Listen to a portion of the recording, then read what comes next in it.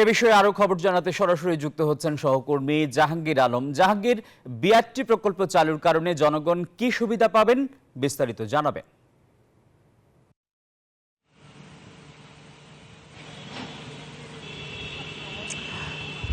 আসিফ টিপো, দীর্ঘ প্রতীক্ষার পর বাস র্যাপিড ট্রানজিট বিআরটি প্রকল্পের কিছু কাজ বাকি রেখেই কিন্তু আজ সকালে কিন্তু রেল উপদেষ্টা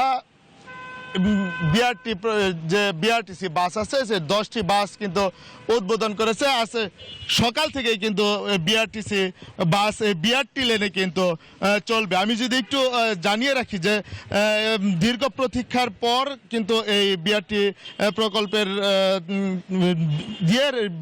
বিআরটিসি বাস চলবে এবং সাধারণ যাত্রীদের সাথে কথা বলেছি, তারা যেমনটি জানিয়েছেন যে যদি সঠিক সময়ে এবং বাস আরও বাড়ানো হয় বিআরটিসির বাস, তাহলে কিন্তু সাধারণ মানুষ স্বস্তিতেই গাজীপুর থেকে ঢাকা দিকে যেতে পারবে এবং তারা কিন্তু খুব স্বস্তি বোধ করছে এবং তারা বলছেন যে যদি খুব নিয়ম মাফিক বা যে 10টি বাস দেওয়া হয়েছে এখানে যদি আরও বাস বাড়ানো হয় তাহলে কিন্তু সাধারণ জনগণ কিন্তু তাদের কাঙ্ক্ষিত যে সেবা সেটি কিন্তু তারা পাবে, এমনটি জানিয়েছেন। এবং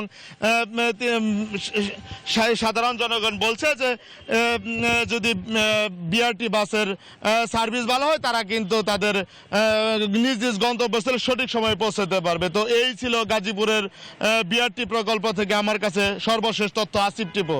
জাহাঙ্গীর, আপনাকে ধন্যবাদ।